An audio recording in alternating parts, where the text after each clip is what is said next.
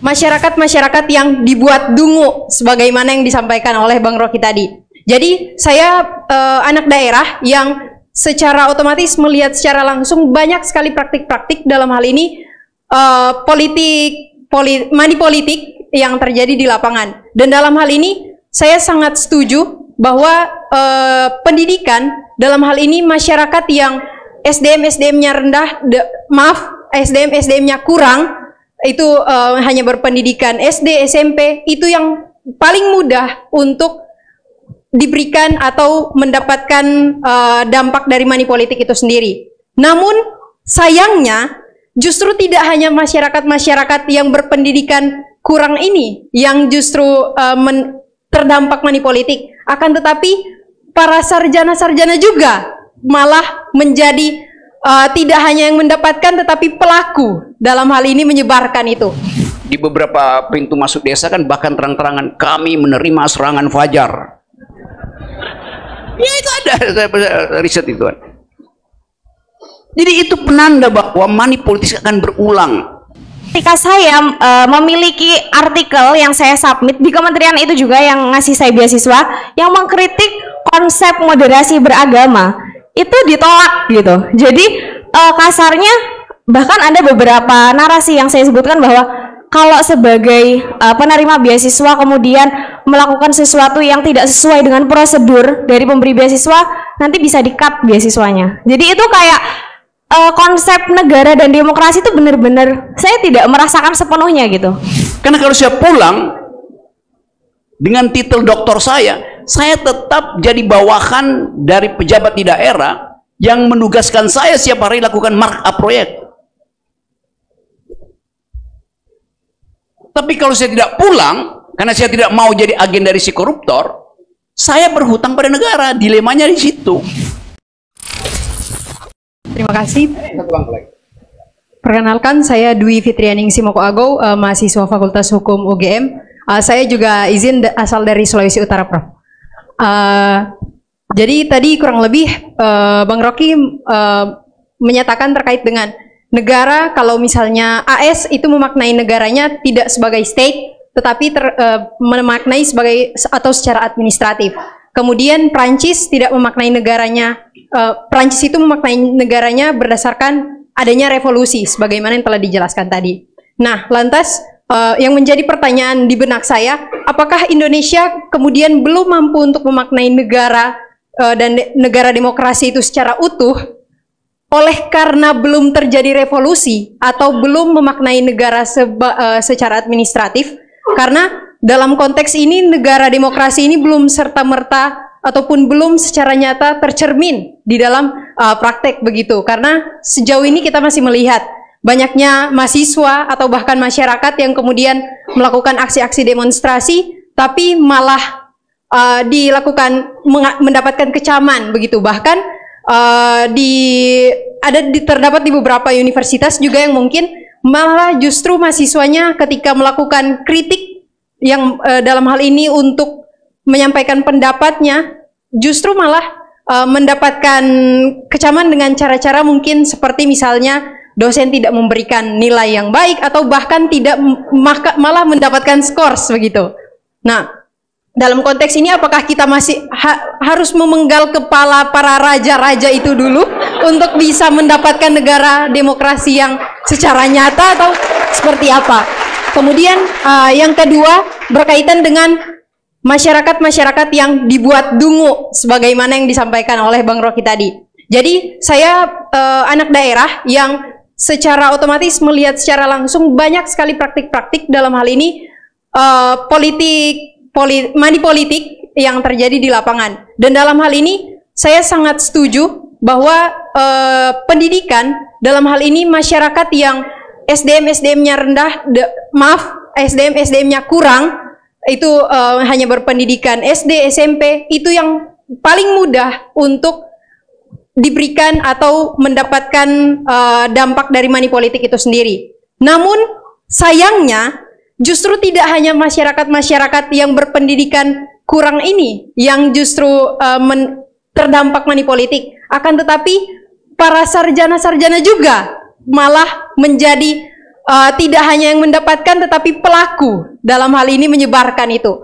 Menurut Bang Rocky sendiri sebenarnya bagaimana untuk bisa kita sebagai mungkin mahasiswa-mahasiswa yang masih memiliki kesadaran diri untuk bisa memberikan nasihat ataupun pencerahan terhadap orang-orang ini. Mungkin cukup sekian, terima kasih. Baik, makasih. Nama kamu Yang siapa? ketiga, Sorry. Siapa nama kamu? siapa tadi namanya? Dwi Koago. Dwi Moko Ago. Moko Ago. Dwi, mestinya foto kamu ada di situ tuh.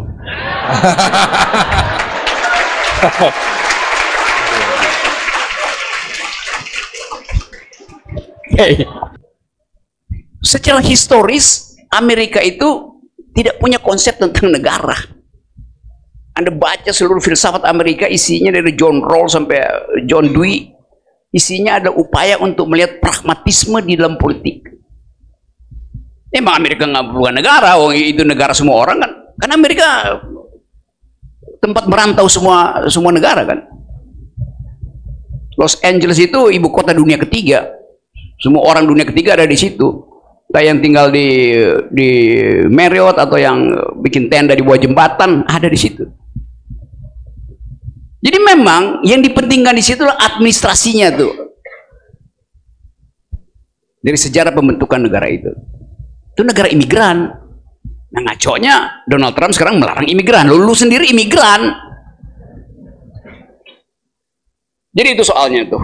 Bahkan karena kultur kita yang feodalistik itu digabung dengan kebutuhan ekonomi, maka di beberapa pintu masuk desa kan bahkan terang-terangan kami menerima serangan fajar. Ya itu ada riset itu kan. Jadi itu penanda bahwa money politik akan berulang. Karena nggak ada cara untuk mengucapkan argumen. Baliho-baliho itu kan cuman ya undangan untuk berkumpul, dan idenya apa di situ, dipasang baliho segede-gede Ka'bah di situ, setinggi-tinggi hotel di situ. Jadi kita mulai dengan demokrasi itu kultur untuk force of the better argument. Itu kita mulai di situ. Yang kemarin-kemarin oke, kita tahu itu semua. Tapi kita mulai pastikan bahwa tidak ada amplop yang beredar di dalam demokrasi. Yang Anda betul. Pemilihan ketua ILUNI, UI, tempat saya ngajar, sekarang penuh dengan isu amplop. Kandidat ngajak makan mewah, membujuk alumni lewat fasilitas pragmatis. Jadi memang ini kultur money politics ini dalam berbagai macam bentuk terjadi di era ini selama 10 tahun. Nah, kita mau kunci itu, kita mau hentikan itu dengan mengucapkan satu prinsip bahwa inginkan Indonesia yang bersih, dan mulai dari tradisi BEM. OKP lupain aja OKP itu. Kerjaan OKP ada nongkrong di kantor Kapolres, nunggu amplop dari Kapolres. Jadi banyak juga organisasi masyarakat sipil yang merusak demokrasi karena tuntutan pragmatisme, karena tuntutan oportunisme. Padahal negeri ini banyak betul oportuni.